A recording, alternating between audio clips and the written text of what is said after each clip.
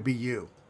So before we bring them on, I just want to tell everybody because we've taken lots of calls today that our EMF blue light protection sale, okay, is on and it will be on until April the 26th, 1 minute to midnight.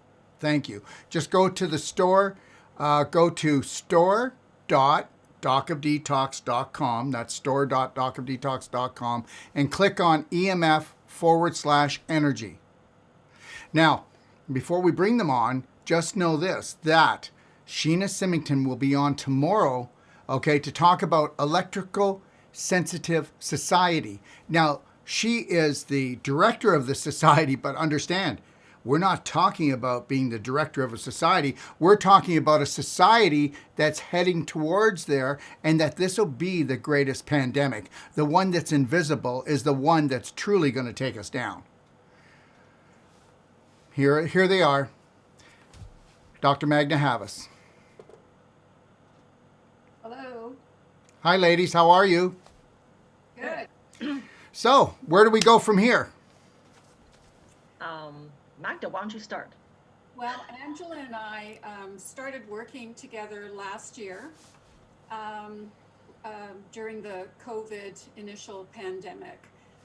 In March, just as a reminder, in March of 2020, the World Health Organization issued a pandemic because of the COVID-19 virus that had escaped in China and circumnavigated the globe. Back then, I was really quite interested in what was happening. It was a novel experience for many of us, and we were locked down, and we had to wear face masks, and we had to social distance. So it was a rather unusual series of conditions that we had to abide by to minimize the spread of the virus. And I became interested in this and began to do some research. And as I was doing the research, a few people mentioned that the virus was actually being most prevalent in areas that already had 5G technology. There was a Princess Cruise Line, there was the Wuhan, Italy. So a lot of places that had really severe pandemics was the areas where they already had 5G. And so I decided to do some research, and I went to the United States, found out where the 5G towers were because they have 5G now in the US. And I simply compared it to the numbers that we were getting from Johns Hopkins University. And we found a connection that states that had 5G millimeter waves had slightly higher cases per million and deaths per million from COVID attributed cases. And I became quite intrigued about this and put it on my website as a blog. Angela was also intrigued, and maybe Angela can tell us a little bit about herself. And she wanted the data to analyze it even further. And basically for the next several months, we worked on it together. Angela did a lot more research, did a lot of statistics, and we found that the relationship was really quite robust. So there is a link between communities that have 5G millimeter waves and increased incidence and increased deaths attributed to COVID. Now, Angela, why don't you tell us a little bit about yourself so that Sure. people can know why you're doing this and what made you interested Sure. in it. Well, first of all, I just want to say that Magda is actually one of my idols. And I mean that honestly. Back in 2014, I realized that my children were actually being affected by cell towers at their school. My son, who was 9 years old at the time, all of a sudden came down with very strange, unusual symptoms that hit him all at once a week after he returned to school. He was only 9 years old, fourth grade. Headaches, problem sleeping, digestive problems, severe allergies, skin rashes, incredible constipation. I mean, it was just all these things hit. And then he was nervous for no reason. He couldn't fall asleep until 11 o'clock at night, couldn't wake up until 6. And this actually happened in 2013, but it wasn't until 2015 that we figured out what was going on. And quite by accident, we discovered that there were 2 cell towers next to my son's school. And then after I mentioned this to our doctor, she said, yes, it's very possible that the cell towers next to school could be making him sick. So after that point, I started doing more research on the topic. I'm an engineer, by the way. I have a bachelor's degree in chemical engineering, and with an emphasis in bioengineering. And so we were always taught that radiofrequency radiation at non-thermal levels is harmless, right? You only have to be concerned about it if there's enough to cause the heating effect. So at first, when I saw this, I was just shocked. Anyway, after talking to my physician, she said, yes, this could be causing the issues. And as I dug into research, that's when I saw, when I first learned about Dr. Havas and her research into cell towers and setbacks, the recommendation of 1,500 feet. Anyway, so that was past history. So after I became involved in this issue, and then I saw Dr. Havas's work on this, I contacted her and I asked if I could take a look at the data that she had, because she did find that the cases and the deaths were about twice as high in states with millimeter waves than states without. So that data, while it was very intriguing, might be confounded with some other factors like population density, environmental factors like air quality, or even latitude. You know, as we know, vitamin D is very important, and at the higher latitudes, you have less vitamin D production. So by confounding, that refers to other factors that may make the data appear higher. So we want to make sure that we wanted to evaluate whether it really could be due to millimeter wave presence or not. So you take all this data of different states, you know, with the different air quality indexes and then the different population densities and then the millimeter wave presence in the states. And then you do an analysis, basically. You run a model. So you use the cases per million and the deaths per million and then these different inputs. And then the computer calculates regression equations for you, basically a model that tells you which particular factors are statistically significant, and then the impact of each particular variable, or each X, as you will, on the effect, or the Y, which is cases per million and deaths per million in our case. And we found that, yes, a millimeter wave index is definitely statistically significant. So was the population density. So is the air quality index in some situations. So is the latitude in some situations. And we analyzed it 3 ways, actually. We looked at it at the state level, at the county level, and also at different counties within California. So, I mean, the statistics kind of speak for themselves. I mean, I know that people hearing this may not want to believe it, but I would suggest take a look at our paper. Angela, can I ask a question? How long did it take for you to put all this information together between the 2 of you? Oh, it took a long time because some of this data you have to pull manually. So we actually pulled it for 3 different dates. Right. April 22nd was our first date, then there was May 15th, and then there was May 30th. And so there's some of the AQI data, for example, you have to pull from the EPA. The COVID case data, you have to pull from a source like worldometers. Then when we were doing the county analysis, that took a long time because you have to go to each individual county to do the research and pull that information. And that wasn't always readily available. Right. It took a few months, actually, just to do the data analysis. And then we had to write the paper after we did the data analysis. So it took a while. That's what they Yes. mean by cool heads will prevail, right? You just sat Yes. down, did your homework, got logical. Yeah. Yeah. Yeah. So just a quick remark. The models that we came up with were actually pretty good. For example, in the state and the state cases per million and deaths per million. If you were to go to our paper, I think that's table 7, it gives all the regression equations. And yeah, so for the state models, our adjusted R squared is in the 70 percentile. 70%, sorry. What that means is that explains 70% of the data based on our inputs.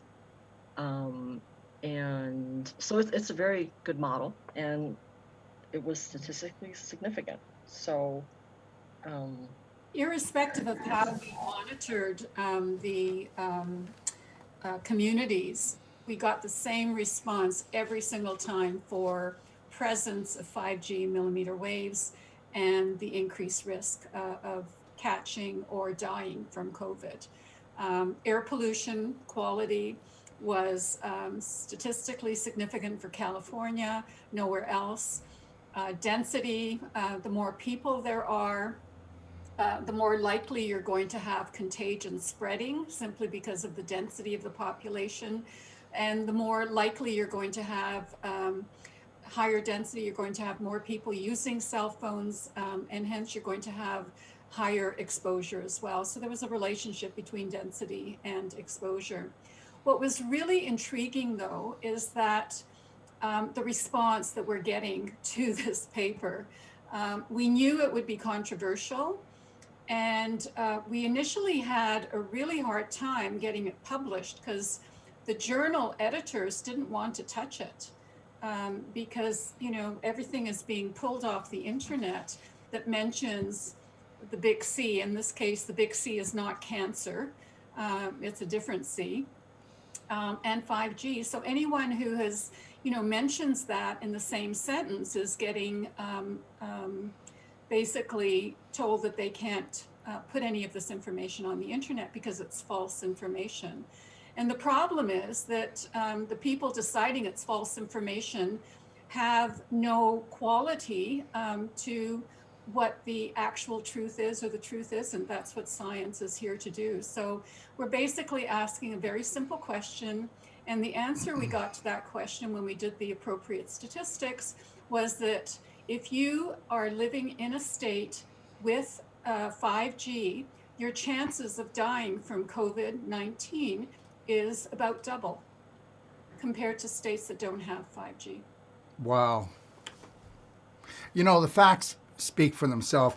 Like I'm monitoring the show live on here, and this is what's going to happen. There's such a big divide. You know, we're supposed to be one. You know, right on here, I have somebody stating that there's 3 people on live on a show right now. That would be me and you and Angela, and the gentleman says that we're all vomiting right now, sickness. You know, there's no way that when people live in fear and coming up against the big marketing media that's out there, this is the pushback that people will give. And I think your information and because it's correct, it threatens people's views. You know, if I can say this and we'll get right back on track, I talked to a politician, a big politician, this morning early. And you know what he said to me? My party is so with COVID and pushing it through, I don't know what to do. I'm in a predicament because for the last year, I've been waving the banner for COVID and all the rules, all the regulations, and I finally realized that I'm wrong, but I don't know what to do because he's one of the biggest people in this party. So he goes, I don't know what to do. I can't come out with this. If I do, I'm ruined. And so this is a big predicament, especially when the more stats that come out, the more truth that comes out, and articles like yours.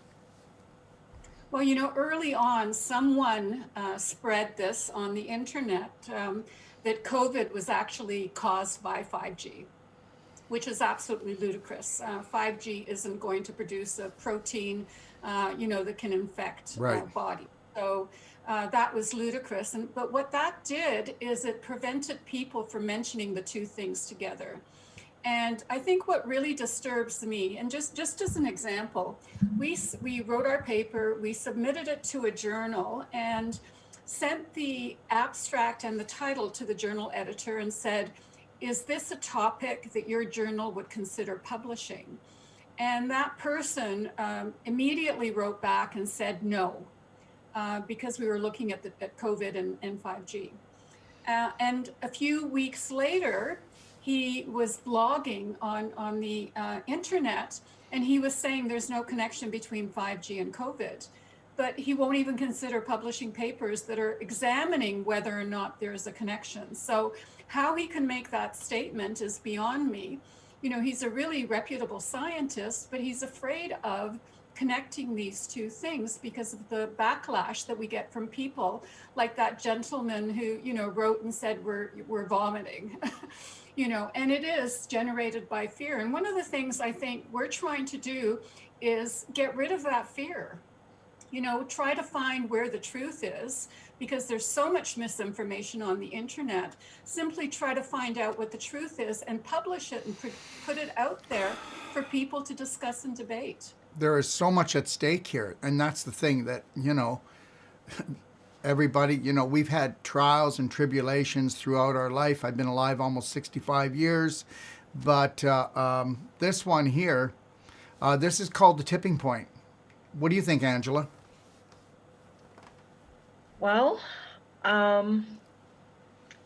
would say this. I mean, at this point, we've gotten to a point where I think there's enough wireless actually in the world.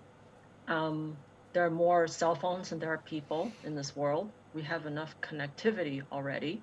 I think if anyone needs to make an emergency call for help, they can do that. But do we really need the Internet of Things? Yes, I understand.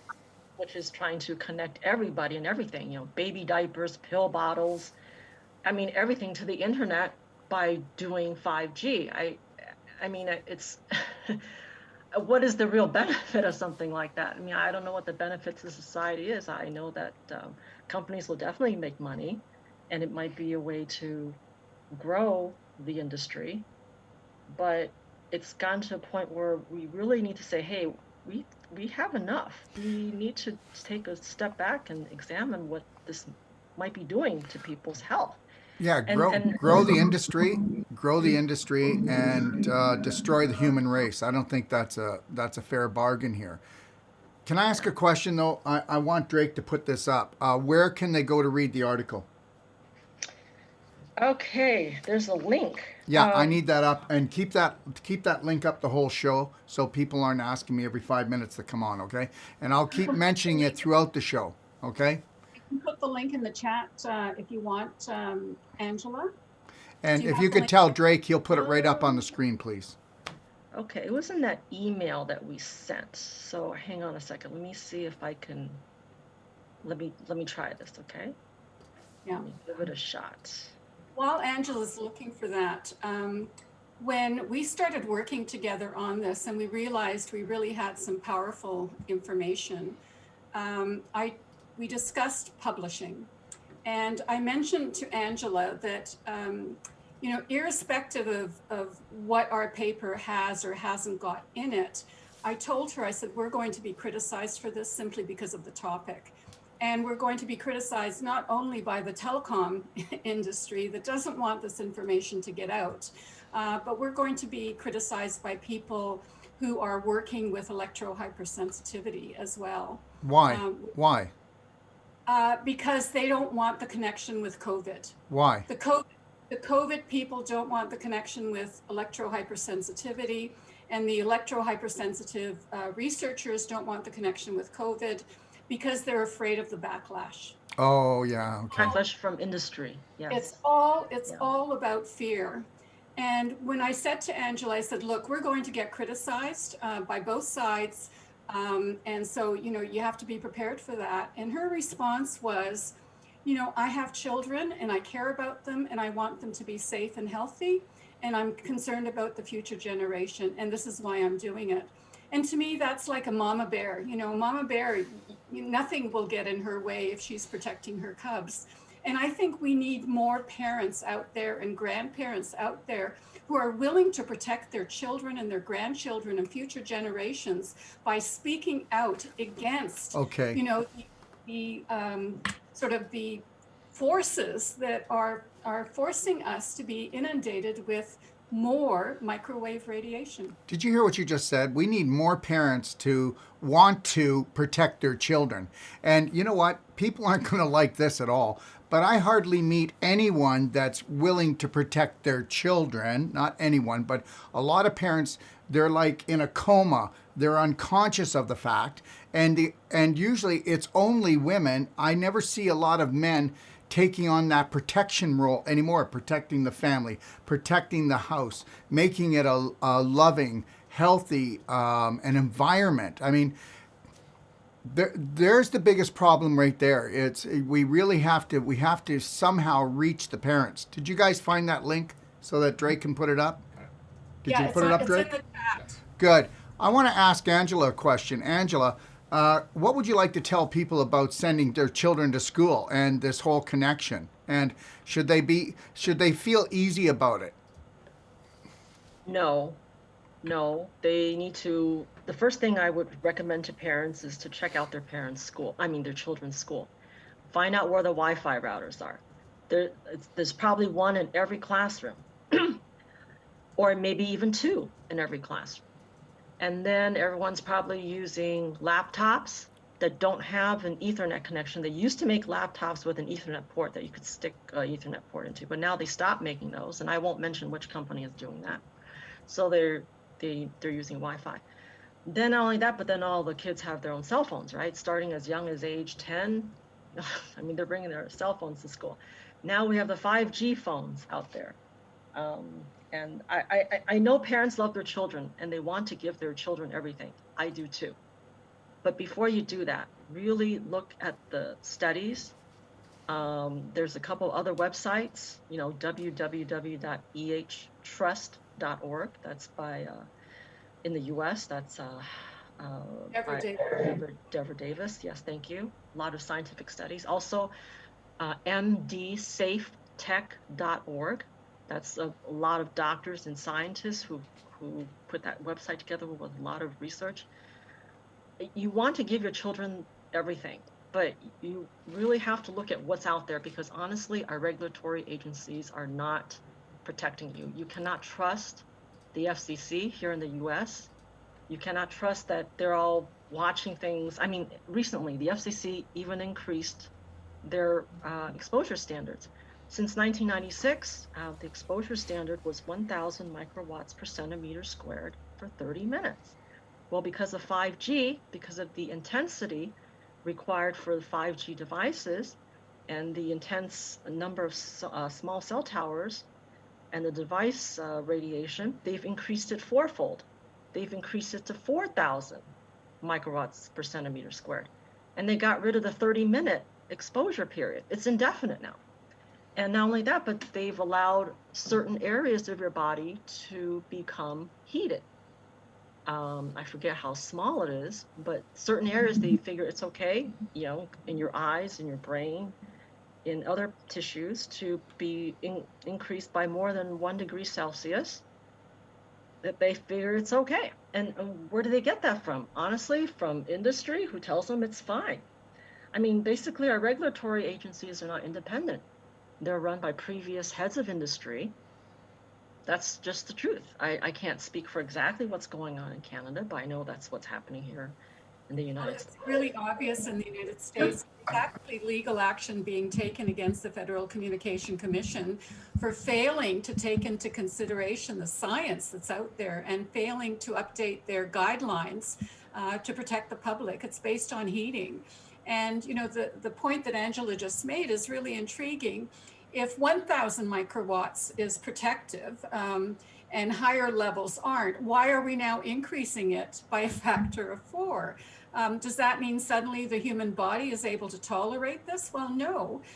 The industry requires it so that they don't exceed the guidelines of this radiation. But the radiation currently is not protective, and it's making a lot of people sick. I think the real problem is that there's so much misinformation out there that people don't know who to trust, what to believe. Where's the truth in all of this? And it will take time for the truth to come out and for society to recognize how dangerous this type of pollution is. It's worse than lead, it's worse than asbestos, because basically the entire globe is inundated with these frequencies. So basically, I didn't know what to do, so I did nothing. And I get that from a lot of breast cancer patients. So, Yeah. I mean, people get overwhelmed with information. Now, you don't have to answer this. You don't have to get involved in this, but I'm not going to just put this down to corporations. I'm not going to put this down to just power and greed. Okay? All right? I really don't believe that what's behind this is human. I don't want to go down this rabbit hole, but I just want people to understand something, okay? Dr. Wolfe does not believe that it's about money and power anymore. It's not. It's not. And understand something. True human beings don't go out and fry babies. Don't go out and fry the brains of people. Don't go out and cause eye damage, cause neurological diseases on purpose. True human beings do not do that. And so understand, so when people are not buying into information and they see that we're only getting sicker, 86% of the population has an autoimmune disease. 1 out of 2 people get cancer. 1 out of 2 people die of a heart disease. Okay, and right now the hospitals are full of people that are depressed, anxiety, suicidal. Okay, so the reality is with all this great technology, with all these great minds, nobody can figure out anything. Okay, Magda? So what do you think is motivating things if it's not greed and power? I don't think this show could handle it. This show could not handle it. People cannot handle the truth. They can only handle little dribbles, and it's not their fault because you are only as smart as the beliefs you have, and people have pretty dumb beliefs. So if I try to go from A here and I try to give them a belief at Z, they're going to shut me off, shut me down, call me a quack. And the reality is this, okay? People can't handle the truth, Magda, and you know that. They can't handle the truth. All we can do is just dribble it out really slowly. And you know what? And that's what they've done is they've dribbled poison into our food, into our air, into our water, into our minds. I mean, the majority of the population actually believes that their life is normal. They think that what they eat is normal. The way they speak, the way they love their family is normal. There's nothing normal about it. Most families are emotionally and physically abusive. And that's the reality. People, to try to get people to actually wake up. So the reality is, don't expect anybody to believe your research that you did, ladies. Only the very few. But the reality is guess what? They will later. When it hits their house and it hits their children, and it's like 4 out of 5 of their family, okay, are on death's door, they'll look at the article. And the reality is that we are not programmed to think with our gut, because we're programmed to think with our mind, which is a landmine, which has been programmed since day one, since we got here. Everybody's been programmed to kill themselves. Some people slower, some people quicker. The reality is this. Me, I'm an extremist. I'm a big mouth. I'm a radical. I'm a quack. I'm everything. But the reality is I'm the one that's having a good day. Anyways, ladies. I actually agree with you. I don't blame the telecoms for this. No. The reason they're promoting the Internet of Things is because they've saturated the market with cell phones. You've got over 100% saturation with cell phones. So they needed something else to make money. And, this is a huge money grab because they're building these, millions of small cell antennas, which is just going to bring the radiation really close to people's homes. So, I don't actually blame them. That's their job, is to, keep their companies functioning and lucrative and all of that. I actually blame government. Government has been infiltrated, as Angela said, particularly the FCC. I mean, that's, they have members of the telecom industry running FCC. They have for a number of years with Tom Wheeler and the current one right now, who worked for Verizon and was one of their lawyers. So basically we've got the fox guarding the hen house. And so I really blame government for not doing their job. And because of that, we're not getting the appropriate information to people. Here in Canada, we trust Health Canada. Well, I don't trust Health Canada anymore. They're doing a lousy job. They haven't changed their guidelines. They've actually removed information from their Safety Code 6 about electrically sensitive people. They are basically run by the industry. And unfortunately, health authorities refer to Health Canada as the ultimate authority. And so until Health Canada changes its tune, it turns out that provincial medical authorities are simply not going to stand up and say anything about this because they feel Health Canada is the leader in this, but they're really not leading anymore. And that's what's causing the problem. And that's why people are trusting, what's going on, because Health Canada and the FCC say it's perfectly fine. The other thing I want to mention is regarding 5G. They're going with fixed wireless antennas now. So currently, and that's changing really quick, internet used to be brought to your home through the use of wires and cables, and they're switching that out to go completely wireless. So to put transmitters on two-way transmitters on people's homes. So not only will they be putting the satellite-like device on your house that receives a signal, but it'll be transmitting too. And then they can also use that for 5G. So that's one way that they can put 5G into your neighborhood. So if you think, hey, I don't see any light poles or utility poles around my house where they can hang these 5G antennas, that's how they're going to do it. So beware of that. Keep an eye out on what's going on in your neighborhood for fixed wireless, because your neighbors could end up putting this on their homes, which will mean exposure for you and everyone else. And they probably don't even know how it can affect them. No one's going to tell them. So anyone watching the show, please look into the subject of fixed wireless and let your neighbors know that that's how they're going to be putting 5G in residential areas. And when they put them on a house, they don't have to notify anyone about that either. So you won't find out. There doesn't have to be a public meeting. They can just do whatever they want. They've got carte blanche, basically, with this. Right, because it's going to be treated like satellite dishes. Yeah. And there's one more thing that I should mention. If you go to the study, there's a chart, I think it's figure 8, that shows similarity between microwave sickness and long COVID. And the interesting thing about long COVID is when you read the people who are reporting long COVID, it's usually young people, not the old people usually who get long COVID. And not only that, could you explain long COVID, Angela? Okay, sure. Yeah. Long COVID is a group of symptoms that seem to be mostly related to neurological symptoms. So like headaches, vertigo, dizziness, tinnitus. Let me see what else is on here. Difficulty concentrating, that's a really big one. Memory lapses, dizziness, burning skin. Let me see what else is on this. Cardiovascular abnormalities, Yes. Heart palpitations. Yes. Yeah, lots of things. And confusion, feeling irritable. So a lot of the symptoms of the long COVID, if you go to figure 7 on the study, you'll see that there's quite a few symptoms in common with long COVID. But the interesting thing about long COVID is you would think, well, long COVID should be happening in elderly people, right? Because aren't they the ones who get COVID more severely than young people? But what's happening is no, they're not getting, the old people aren't getting long COVID, it's young people.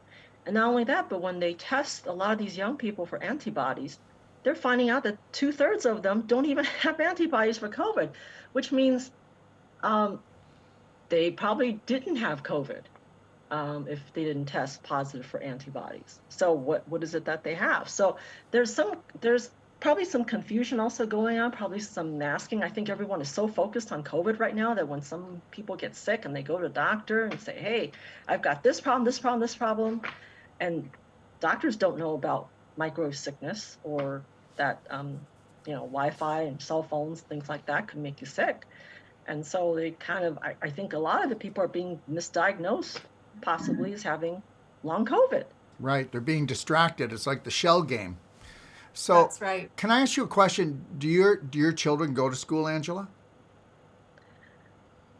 They didn't for a long time. Okay, so we've been alternating between homeschooling and going to school, but we Okay. had to move them out of their school district because their school district wouldn't accommodate them. So we were lucky enough to find two other schools for them that had very low Wi-Fi exposure that were willing to work with us.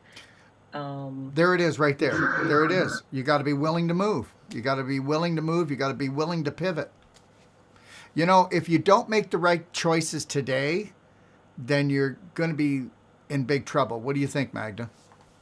I agree. And actually, instead of moving, because where are you going to move to? Satellites are coming everywhere. A cell tower can go up next door to you, no matter where you live.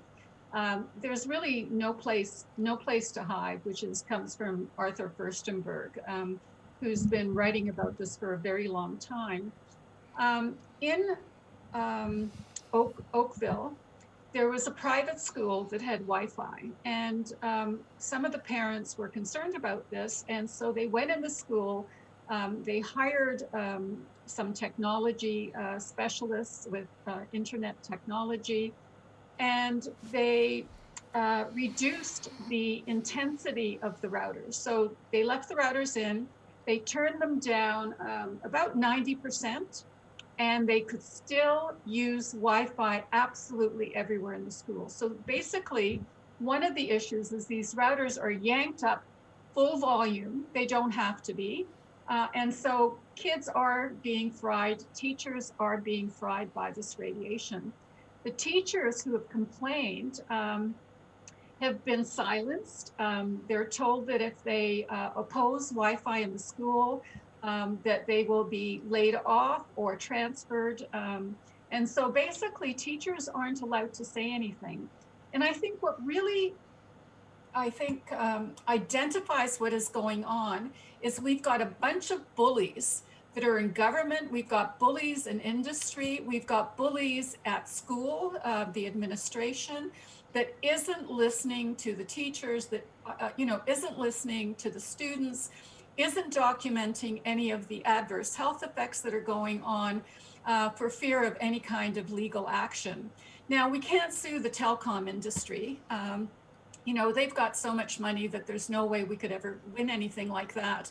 You try to, sue a school board for damaging your child when you didn't actually give them permission to irradiate your child.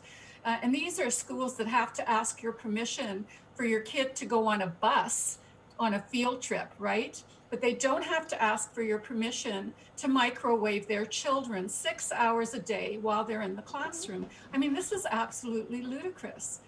So one of the critical things is raising awareness, which your show and other shows like that are doing, and websites. Providing enough information so people really understand what's going on. So don't believe Angela and don't believe me. Go out, do your own research and find, see what you find out. And then trust what you find out if you're, willing to go through all the steps to verify things. And then act accordingly. If you're going to stick your head in the sand, you're basically at fault just like everyone else is. So it's really time to wake up the population. It's time to say no. It's not a time for us to move because there's nowhere to move. So basically, it's time to take a stand. It's definitely time. It's long overdue. A stand is long overdue. In January, we had a medical conference. It was a virtual medical conference. We had 800 participants and about 250 to 300 healthcare providers, medical doctors, naturopaths. And they're learning about electrohypersensitivity. They're learning how to treat their patients who come in with all the illnesses that, symptoms that Angela was talking about. This isn't long COVID. This is electrohypersensitivity that people are suffering from. And it's really time to label it as such rather than to hide behind the COVID pandemic, which is questionable as well in many, many ways. So really time to act. Everyone has to step up and do something positive to protect this planet and to protect future generations. Well, I think that, human beings will be long gone, and then Mother Earth will just have a burp and a fart and then chug, chug, chug. The reality is that I really think that every individual person needs to start really saying, what can I do to care and love for this body? How can I protect this body? Because if you're protecting you, you're going to be teaching everybody how to protect themselves and to stay healthy. And, it's got to start with a changing of the mind, a changing of your beliefs. If you don't want to change your beliefs, then understand something, then nothing else is going to change. Mhm. What do you think, Angela? Yes, I would suggest that. I mean, I think everyone, if you really were to think about it, realizes something is not going right. There's a lot of people who are chronically sick, and more children are getting chronically sick. And it's not because we're catching these problems earlier, it's because people really are getting more and more sick. I mean, look at how many kids have allergies, and even peanut allergies. And then you have autism, and then you have all kinds of learning disorders, and it keeps going up and up and up. I I know it's unpleasant to find the answers sometimes to these questions, but if you don't, then you suffer the consequences, basically. So that's what I have to say. I mean, honestly, there's a reason. Things don't just happen for no reason. This isn't some big accident. People are sick for a reason. Check It's it out. intentional. It's intentional. It's a setup. Well, okay, Oh, you but know look, what? It's okay, Magda. We can disagree, but I believe it's intentional. It's intentional. In order Okay. to say it's intentional, you have to really understand why people are doing what they're doing. I guess apart from Bill Gates, who might be trying to reduce the global population by quite a bit, apart from him, I don't think the telecom industry wants to kill off the public, because how No, would they make money? I wasn't talking about them. I believe that there's a government inside of a government. Yeah, I don't okay, really fair. believe the government is doing anything. They're just taking instructions. Okay, and they do it really well. That's all I meant. Yeah, Yeah. got it. Yeah. Okay. Very good. So, what can we do to help people? Well, I know they need to research your article. So we still have that up the link, everyone. Please go there, do your homework. But what else can people do? Can I ask you and Angela to just give as many tips as you can on today? Because believe it or not, there's people that, oh my gosh, I have people saying, what, 5G is not good for you? Oh, really? About COVID? I mean, there are so many people out there that aren't in the know. They're not in the yeah. know.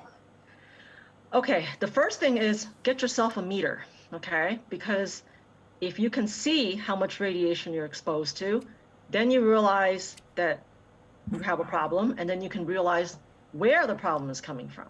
Take a meter, go next to your Wi-Fi router, turn it on, watch the readings go way up, and then watch what happens when you walk 10, 20 feet away from it.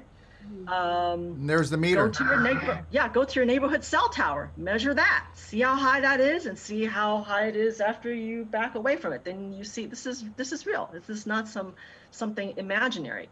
Then the other thing is you got to mitigate, right? So do you really need to have your Wi-Fi router on at night when you're sleeping? I mean, that's an easy thing to do. It might not be enough because some people are very sick. You might have to do a lot more. But these are easy things that you can do. And do you have to carry a cell phone that's on your body all the time? Do you really need to do that? How about turning off at least the cellular antenna, the 4G antenna, or the 5G antenna, or the data antenna, because those antennas give off a lot more radiation than your simple voice and text antennas. And there's a whole host. If you go to www.ehtrust.org, it is a very good website. It has a lot of tips. They have tips on how to set up a wired workstation, which will reduce your wireless exposure. They have a bunch of studies on there you can read. But the first thing is, if you're really serious about this, get a meter. I recommend the Coronet because it's the cheapest one. But if you want something better, you can totally get $400 meters. The Coronet's around 170, 180. That might sound like a lot, but really it's not. I mean, I use mine all the time. It's small enough. It's the size of a smartphone. You can carry in your purse, so you can measure wherever you go. Um, it's convenient. But I mean, unless you measure it, then you don't know. Then you start to think, oh, well, this isn't a real problem. Get a meter, measure it, see for yourself. Then also go to bioinitiative.org. I'll put that on there. Bioinitiative.org. Hang on, my computer isn't working. But they have a 3,800 studies on there. And then there's one where they have a really nice color chart where they show the different types of health effects that have been measured for the readings that you will get off your meter. And you will see that things like headaches, insomnia, increased chances of leukemia, they're all within the range that you're going to be measuring on your meter. So, but you can reduce that with the help of your meter. Once you turn things off, you see how things go and get wired. Angela and Magda, we've got tons of people asking again about what meter they should buy, where they should go. If you could just, and then can you put that up, please, Drake? With the Okay, I've got a meter here. Yeah. It's called the Safe and Sound Pro. It's one of the slightly more expensive meters. It's about $380 or $400. I'm going to just do a quick demonstration. I'm just going to turn it on, and I think you can see here that it's green. Yep.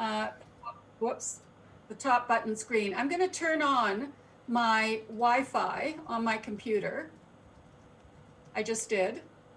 Right? Do you see how that green thing is popping over to the other side? We do. So it's amber and red. And I'm now going to turn on my Bluetooth as well. And if we want to hear a sound, this is what it sounds like. Do you see? This is giving me very, very high readings. It's over 3,000 microwatts per meter squared right now. And if I hold it closer to where my antennas are, I'm going to get even higher readings.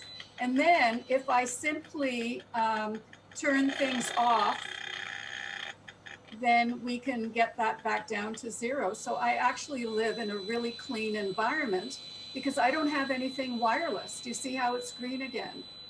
And so if you have something like this, you could actually go around, measure your home, find out what your exposure is, whether you're generating it or whether it's coming from your neighbors. And then you can take steps to minimize your exposure. Once you've become electrically hypersensitive, you cannot recover if you don't reduce your exposure. Yeah. And that's, unfortunately, that's when people take this seriously. They become debilitated, or their kids become debilitated. They start doing their homework like Angela did, and suddenly you realize what's really going on. And you're horrified by what you're finding out that the government isn't sharing with you. And you can't even get into a new car. You got to go find an old car that doesn't have all of this technology. That's right. Yeah. Yeah. So the old cars are coming back. Yeah, something you might be interested in, Dr. Detox, is that the government, despite setting guidelines, they don't go out and monitor anything. So it's like, setting a speed limit and then not having any traffic cops, regulating the traffic.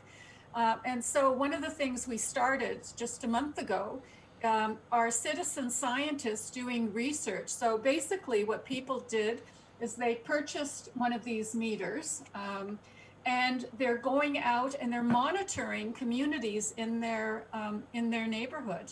So they're actually doing measurements, and they're recording them, they're reporting them, and we're going to have that made available to the public so that they can see what their exposures are in different communities all around the globe. Where will you have, Magda? Sorry, where will you have this? It's globalemf.net. I can put that in there as well. It's just globalemf.net.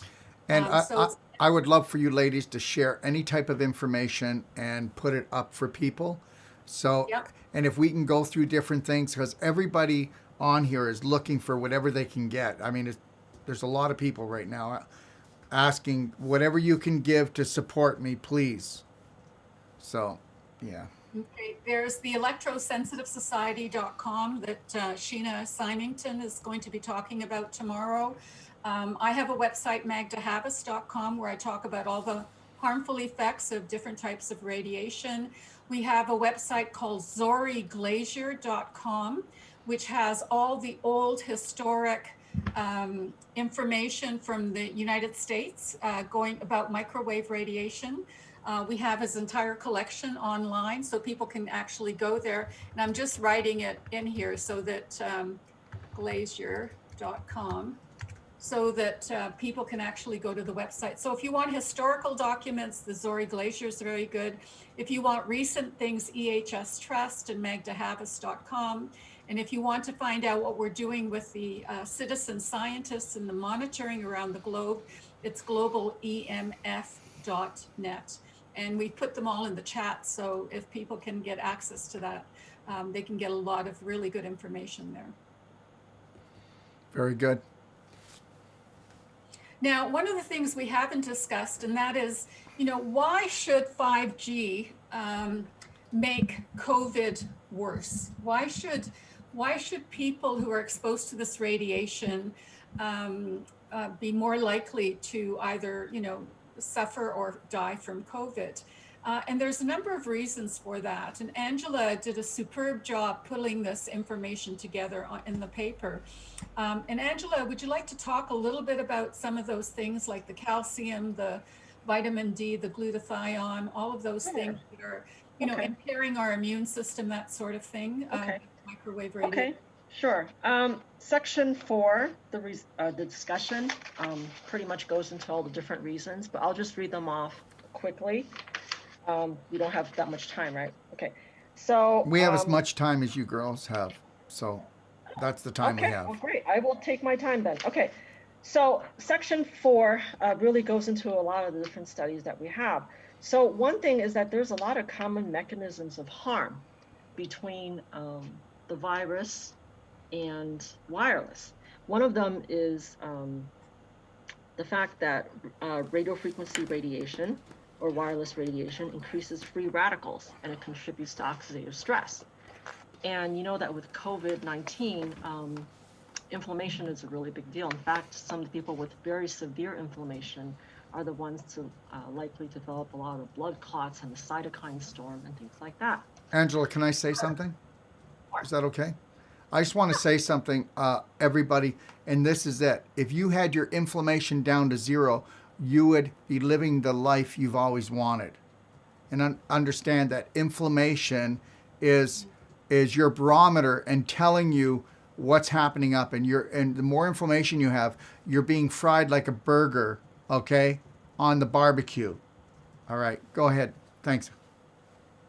No, thank you for that. Inflammation is very important. You have to keep it down to stay healthy. And 0. I will tell you, 0. Yeah. 0. Your wireless radiation is a huge source of inflammation because it generates free radicals, which causes oxidative stress, and the oxidative stress leads to the inflammation. So one way to really reduce your inflammation is to reduce your wireless. And one really scary thing that people are doing these days is they're wearing these wearables, wireless fits, right? And Apple Watches. I mean, they're wearing something that's pressed right up against their body. In fact, it's really funny because if you go on some of the blogs where people report some problems, they said, hey, I started having heart problems after I got my Apple Watch, but I'm so grateful that I got my Apple Watch because it warned me about my heart problems that I didn't have until after I got them. So yeah. So I mean, I would have loved to have said something, maybe take it off again, see if you have heart problems again. But that is, there are a lot of studies. Anyway, if you go to the websites that we put up there, you'll see there are a lot of studies regarding this. So there's the oxidative stress.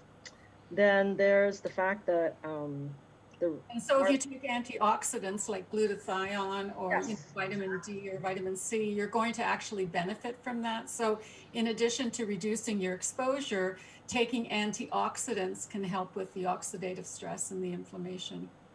And actually that's a good segue because wireless radiation has also been found to directly reduce glutathione levels as well as your ability to utilize vitamin D. There was a study where they looked at the blood of radar workers who had been exposed to radar for many years, and they found that their glutathione levels, I think, were like half the levels of the other soldiers who were not exposed. So there's all kinds of studies if you start looking at this. And radar is microwave radiation, so it's basically the same thing. Right. In fact, that's how it started. So people noticed they were getting warm when they were standing next to these radar dishes on battleships. And then that was the basis of the technology for the microwave oven. And then, by the way, the microwave oven runs between 2.4 to 2.5 gigahertz, which is the same frequency that's used on your Wi-Fi and cordless phones. So sometimes when you run your microwave oven, that's why you get interference with your cordless phones. But anyway, it's the same frequencies. Of course, it's at a much higher intensity because you're using a microwave oven to cook. But anyway, it's the same frequencies, and so it's at a lower intensity. And that frequency for microwaves for heating, because water absorbs optimally at 2.45 gigahertz. So they picked for Wi-Fi, they picked a frequency that is primarily absorbed by your body, the water in your body. Crazy. Yeah. So there's oxidative stress and inflammation. Then there's the VGCCs, which is the voltage-gated calcium channels, which control the flow of calcium ions into your cells. And what they found that with the SARS-CoV-2 virus, it actually increases the levels of calcium ions into the cells because that helps the virus to take over the cell and to increase the infection. And we also have studies that show that wireless radiation also acts on the VGCCs of cells. There's a lot of work that was done by Dr. Martin Pall on that. And what did you say it did to the calcium ions again? The voltage-gated calcium channels, Yeah. VGCCs for short, capital V, capital And G, capital C. it opened them up wider? Yes, it opens it up. Yes, it opens it up to flood the cells with calcium ions, which is not supposed to happen. and that favors the virus replication. So, yeah. Okay. And the references to these studies in the paper, and vitamin D receptor too. We have studies that show that wireless radiation interferes with the vitamin D receptor. It changes the shape of it. In fact, I think just under 6 gigahertz is where that happens optimally. And so you have a situation where, by the way, Wi-Fi also uses 5 gigahertz, and we have new Wi-Fi that started using 6 gigahertz earlier last year. So that reduces the ability of your body to utilize vitamin D. And vitamin D is very important to your immune system in fighting off infections. And let me see. And then a couple of other things. This is interesting too. The SARS-CoV-2 also attacks your endothelial tissues, like your blood vessels. And that's been found as a mechanism for the clotting. Well, wireless radiation also does that too. It also weakens your endothelial tissue. And so, there's just so much. And there's another connection too. There's Epstein-Barr virus. That's not mentioned in the paper, but what they're finding is I think it was 80% of people with severe COVID actually have high titers of the Epstein-Barr virus. Well, wireless radiation also triggers EBV in people. Once people get EBV, it stays in their cells as a latent infection, and it doesn't cause any symptoms until it gets triggered again. Then you start getting the symptoms of EBV. And so it's not, again, this part wasn't mentioned in the paper, but it's also something that triggers EBV is wireless radiation. So, there's so many parallels. The other one is mitochondria. So wireless radiation also damages your mitochondria, and which impairs your ability to use oxygen. And there's another study which found that exposure to your cell phone decreases your hemoglobin's ability to pick up oxygen from your lungs. That's also referenced in the study. I think it's like, I don't recall the exact percent. But can you imagine if you're exposed to your cell phone for a very long period of time and your hemoglobin keeps reducing in its ability to pick up oxygen from your lungs, and you do this for a long period of time, what happens to your blood oxygen levels. I mean, it's not going to be good. It's not going to go up. It's going to drop. And the reality is the answer is sitting under your nose, and practitioners are not trained for this. Right. They don't know this is going on, or Right. they've been told this is all conspiracy, right? So who wants to listen to conspiracy? I mean, if you listen to that stuff, you could be labeled a conspiracy theorist too. So people who don't want to be I'm proud to be, categorized. I just want to say here that I'm proud to be a conspiracy theorist. Okay. All right. Well, I'm going to say one thing about that, and that is that basically people who are telling the truth right now are also being labeled as conspiracy theorists, and that's very wrong. So, and it seems to be more and more. Yep. I don't think Absolutely. conspiracy theorist means what it used to mean anymore, No. honestly. So, Just basically name calling and trying to discredit people who might have some influence on the public. And the more influence you're likely to have, the more you're going to be attacked for it. the other thing I want to mention actually is medical technology. Did you know that wireless radiation has been used in medical therapy, I think at least since the 70s, to stimulate bone growth? You know, in fractures that won't heal or that are taking too long to heal. And so, I mean, when they're doing this, they're not doing it at thermal levels. They're doing it at levels that, you know, don't cause thermal heating. So just the fact that we have medical technology that does this, and then we also have PEMF, medical use of PEMFs to do other things too, at non-thermal levels, it tells you that why are we denying that there are any effects at non-thermal levels when we are using medical technology that to produce a specific medical effect? Doesn't make any sense. So it's just a lot of people really look into this, read the paper, look at the references. You'll see that we're telling the truth. Yeah, the guidelines that were established by both the FCC and Health Canada and ICNIRP, which is the international agency that recommends guidelines, they're all engineers, they're all physicists, there's no medical doctors among them, there's probably no biologists among them. And the only thing that they know how to measure is a change in temperature. They don't know how to measure your cytokine storm. They don't know how to measure your heart rate variability. They don't know how to measure the biological functioning of a living organism. And so what they do is they take a mannequin, they call him Sam, and they put a cell phone next to his head that's filled with a saline solution, and they measure how quickly the temperature increases in the saline solution. So what they're doing is they're setting a guideline for a non-living, human, non-living organism, and that's their guideline. It's based on non-living organism, and it's by non-medical people and non-biologists. So, if you had to get medical advice, who would you go to? Would you go to an engineer? Would you go to a physicist? Or would you go to your doctor? And so it's really critical that we educate the medical profession, because they weren't taught this in medical school. So you can't blame them. No, you can't.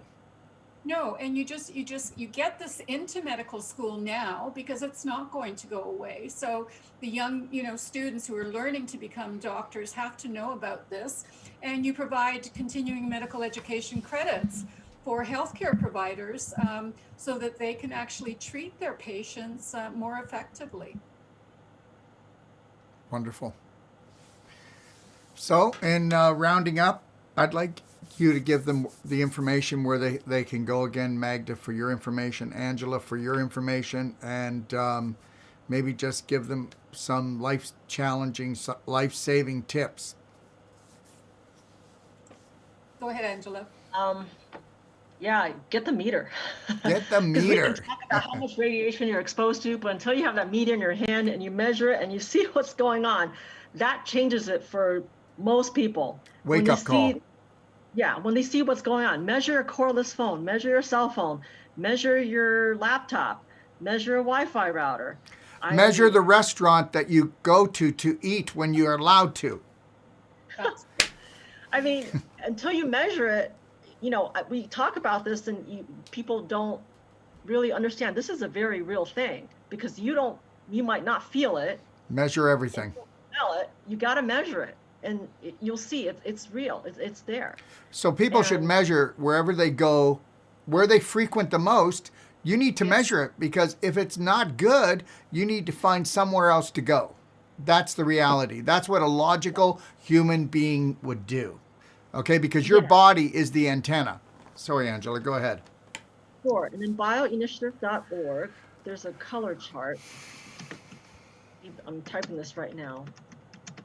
The studies that show the effects at the levels that you measure with your RF meter.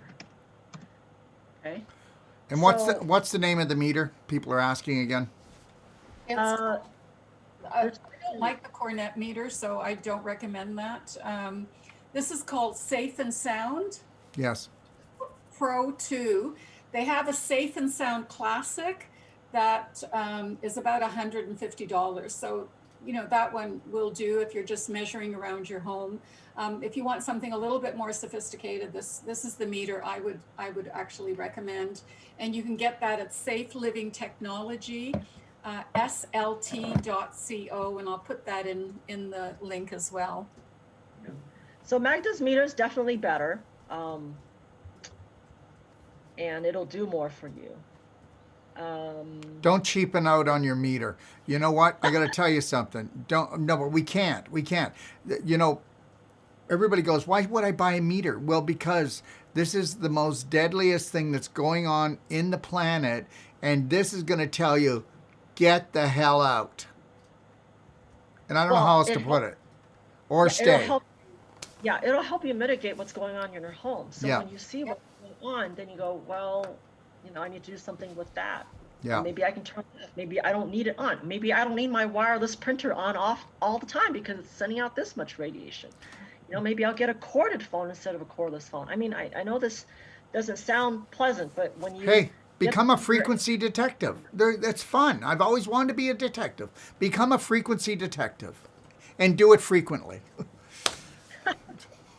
Get a meter. Basically, get a meter. Once you get a meter, it'll all become clear to you. You got to get the meter. If you don't get the meter, you're kind of flying blind. You don't know where it's coming from, and you don't know if what you're doing is effective or useful. And then go to your kid's school. Oh my gosh, go to your kid's school. And stand right under the Wi-Fi router, which is where your kids are sitting, and measure that. Oh, this is why Jimmy has a headache. Okay. Yeah. This is why he acts up. This is why he won't get up in the morning. This is why he's throwing up. Okay. This is why he has a tumor. Oh, okay.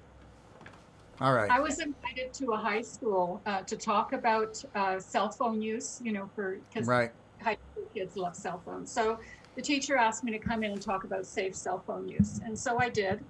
And I had one of these little meters that I was passing around, and I told everyone to have a look at it and see what color the meter is giving, whether it's green, amber, or red. And so everyone, wrote down what their color was. And then I had the students raise their hand, and I said, okay, if you had green at your desk, raise your hand. And so a bunch of kids raised their hand in an area. If it's amber, and it was different areas. And then if it's red, which means it's really high, a different group of students again. And one of the students raised her hand and she says, I get a headache every day in school. And I said, look up. And right above her desk was where the Wi-Fi router was, on the ceiling, right above her desk. And she was the one who, said, I'm sick after school almost every day. The canary in the coal mine. Yeah. Yeah. And if you're going to clean your home, the most important environment in your home is your bedroom. So make sure that's squeaky clean, that there's no radiation in there at all, because it will interfere with your sleep, which will interfere with your ability to heal your own body. That's right. Some people can go as far as getting it wired so they can flick a switch and totally neutralize everything in the walls all around their bedroom so they get that nature feeling. That's right. And if people want to find out if they might be electrically hypersensitive, what I recommend is that you turn the power off to your home, apart from your freezer and refrigerator. and keep it off during the night. Turn it on during the day when you need it, and then turn it off at night again.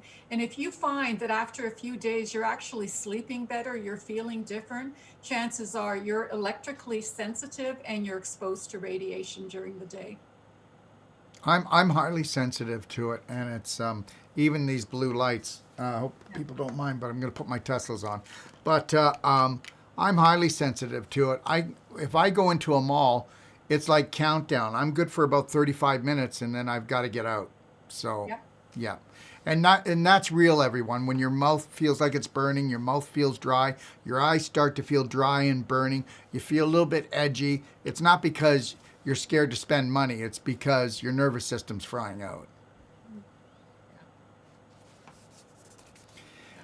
Anything else, ladies, before we let everybody go? Nope. That's it. That's Yeah, it? That's all? but share the knowledge. Really share the knowledge, because there's not enough people who know about this. No. And share the knowledge, really. Yeah, think about it. You know what? Look at all the information that's put out in the world, and nowhere where there's big media do they tell you how to live and love your life. So that's why people don't know. You know, people go, then if it's so important, why don't people know? Well, because it's being blocked. Right, Magda? Don't you think?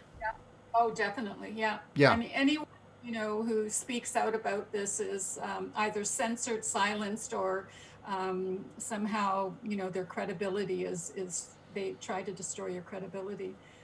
And so, I expect we're going to get some of that, Angela, but such is life. And we'll just be honest to the science that we're doing, and we're going to share the information. We're not afraid of what might happen because the truth will out eventually. And we're just trying to help it along.